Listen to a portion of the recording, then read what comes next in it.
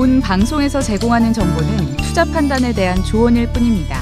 투자에 대한 판단과 결정은 투자자 본인에게 있음을 알려드립니다.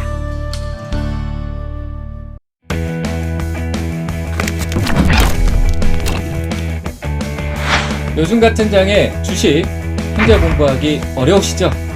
여러분들의 투자 계좌 및 주식 챔피언이 준비했습니다. 주식을 더욱 손쉽게 주식 챔피언 아카데미. 생각을 바꿔야 수익이 보인다. 문현진의 역발상 투자. 저 문현진과 함께하세요. 언제까지 주식 초보 소리 들으실 건가요? 주식 초보님들을 고수의 길로 안내하겠습니다. 저 황명 멘토와 함께 하시죠. 투자 원칙이 있어야 길이 보입니다.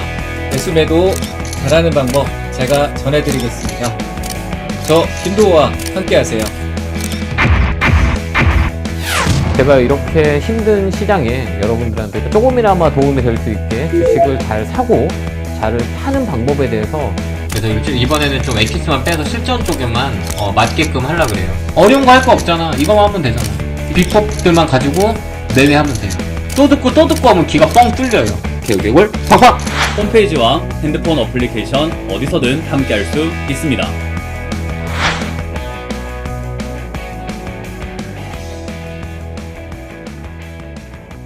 안녕하십니까. 김현구의 투자 전략 시작해 보도록 하겠습니다.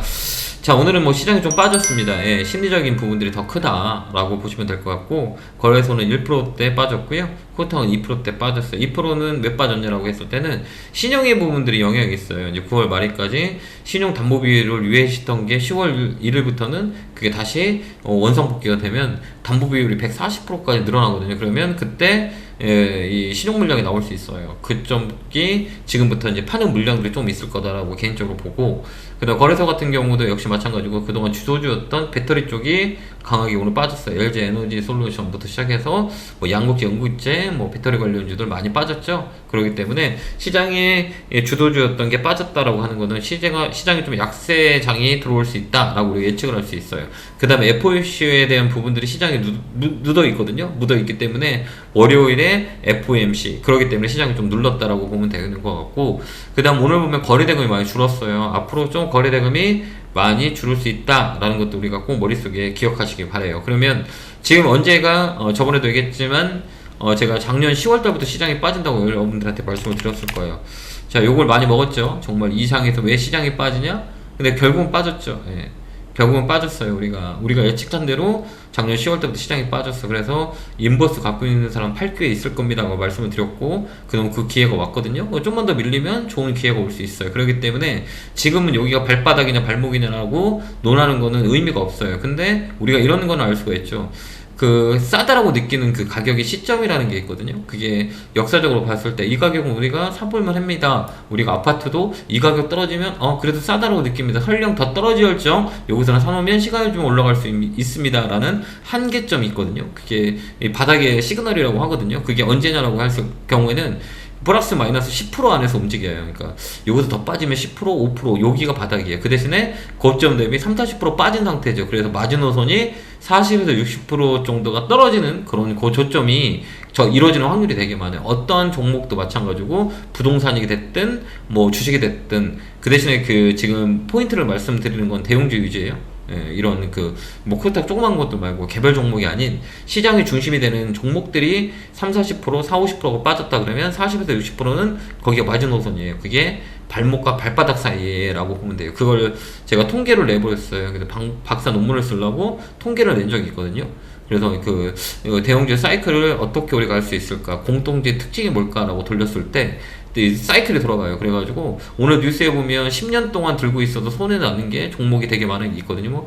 뭐 현대차라는 10년 전 가격과 10년 전 가격을 했을 때 10년을 들고 있을 때 지금 현 시점에 손해 나는 종목이 어냐라고 했을 때 뭐 현대차, 뭐 기아차, 그다음 포스코 10년 전에 그 가격이었었으니까 고점 가격이기 때문에. 근데 삼성전자와 SK, LG화학은 많이 올랐단 말이에요. 그러면 내가 지금 현 시점에서 어느 종목에 위치해 있는 걸 사야 되냐, 높게 있는 걸 사는 게 좋을 거냐, 떨어져 있는 게 게 좋은 거냐라고 하는 거예요. 이거는 미국의 탈러 교수라고 있어요. 노벨 경제학상 받은 탈러 교수가 승자 포트폴리오와 패자 포트에 대한 실증 검사를 했거든. 예, 그게 뭐냐라고 했을 때 승자 포트폴리오는 지금 많이 올라간 주도주를 샀을 때의 시점과 많이 떨어지고 있는 업종의 최악의 업종을 샀을 때 2, 3년 후를 비교해 보는 거죠. 어느 게 많이 올라갔을까? 올라간 것보다 올라갈 수 있는 게 더 우리한테는 유리한 거예요. 개인 투자자한테는.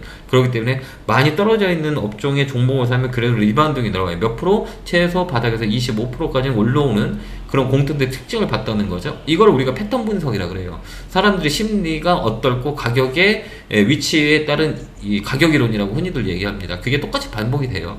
그러면 우리가 작년 10월 달부터 현금화를 말씀을 드렸고 종목을 줄여 나가야 됩니다 라고 말씀을 잘 따라오신 분들은 지금 잘 버틸 수 있었을 거예요. 근데 계속 떨어지면서 종목을 늘리는 사람들은 지금 불만 불평이 많이 가득 찰 겁니다. 예, 지금은 어떻게 해야 되냐라고 했을 땐 다시 이제 위기에서 기회를 잡을 수 있는 능력의 시점의 타이밍을 잡는 게 가장 중요한 게 아닌가 이렇게 보고 있거든요. 그러면 이게 여기서 그럼 우리가 발목에 살 건지 발바닥에 살 건지 라고 했을 때 아까 얘기했잖아요. 고점 대비 40에서 60%는 발목이 됐든 발바닥이 됐든 그 둘 중에 하나예요. 그걸 맞출 수는 없어요. 그러면 우리가 예측을 하는 거죠. 그 정도의 선에서 우리가 사면 설령 앞으로 10%가 밑에 빠진다라고 했을 때는 50% 60% 빠졌다 그러면 이거는 5% 10% 감안하고 가져야 되는 거예요. 왜? 사람들은 살 수가 없어요. 이렇게 생각하면 돼요. 군중심리라고 그러거든요. 지금 사람들이 주식을 못 사, 무서워서. 근데 어느 누구는 주식을 산단 말이에요. 그게 발목과 발바닥 사이에 경계 지점이기 때문에 5% 빠져도 10% 빠져도 나는 지금부터 할 거예요. 왜? 올라가면 못 사요. 사람들이 다 지금 팔 때 공중심리, 군중심리가 작용하기 때문에 다 팔아버려요. 여러분들을 사는 것보다 팔아오는 경우가 되게 많을 거예요. 왜? 냐고 했을 때 사람들이 그쪽 방향으로 가기 때문에. 저번에도 제가 많이 얘기하는 주식 심리학 얘기했죠. 여러분들이 지하철역에서 한 명이 떼어가면 저 사람 바쁠 거야 라고 하지만 3명이 떼어간다고 생각해봐. 나도 떼어가야 되니까 고민합니다. 10명이 떼어간다 하잖아. 10명이 막 떼어간다고 생각해요. 지하철 위로 막 떨어간다고 생각하면 여러분 어떻게 할까요? 아무도 이유 없이 떼어 내려가요. 극장에서 불났다고 생각하는데 막 연기가 막 사이렌이 울려. 불났다고. 한 명이 움직이면 안 움직여요. 옆에 있는 사람 쳐다보는 거거든요. 그때 어느 사람이 갑자기 일어나서 두세 명에서 떼어나가기 시작하면 아무도 이유 없이 거기를 빠져나 올라가는 게 군중심리예요. 그래서 주식심리학을 여러분들이 잘 배워야 되는 거예요. 그게 가장 중요하거든요. 그게 시장의 개인 투자자가 어떤 생각을 하고 외국인이 어떤 생각을 하고 있는지 기관이 어떤 생각을 하고 있는지 데이터로 봐야 돼요. 그건 수급의 논리예요. 그런 걸 여러분들이 좀 많이 배웠으면 좋겠어요. 주식은 차트를 잘 본다고 되는 것도 아니고 기본적 분석을 잘한다고 되는 게 아니에요. 세 번째 기술적 분석, 기본적 분석, 심리학 이걸 3개를 집어넣어서 믹싱을 해야 되는 거예요. 이게 3가지가 만들어질 때 우리가 믹싱할 수 있는 거죠. 차트만 보고 매매한다? 이거 안 맞아요. 실적만 가지고 매매한다? 안 되는 거야. 그러면 사람들이 심리를 보고 매매한다? 이것도 안 맞는 거예요. 3개를 다 응용해서 믹싱할 수 있는 이거를 우리가 배워야 되는 거예요. 그거를 여러분들이 해야 이제 앞으로 주식시장에 있어서 가장 큰 도움이 되지 않을까라는 생각이 되거든요. 옛날에는 차트만 보면 잘 할 수 있었거든요, 주식을. 근데 2000년대에 들어와서 뭐가 IT가 나오면서 기술, IT를 모르면 돈을 벌 수가 없었던 시기가 2010년 시기란 말이에요. 그러면서 또 뭐가 나왔어요? 이제 반도체라는 게 나왔고 반도체를 공부하지 않으면 돈을 못 버는 시기가 됐고 지금 앞으로 일어날 전기차, 배터리를 모르면 돈을 벌 수 없는 세상이 있고 메타버스 이런 걸 모르면 우리가 돈을 벌 수 없는 시대예요. 옛날에는 기술적 분석만 해도 돈을 벌고 있었어요. 그러면 앞으로는 뭐야? 정치까지 봐야 돼요.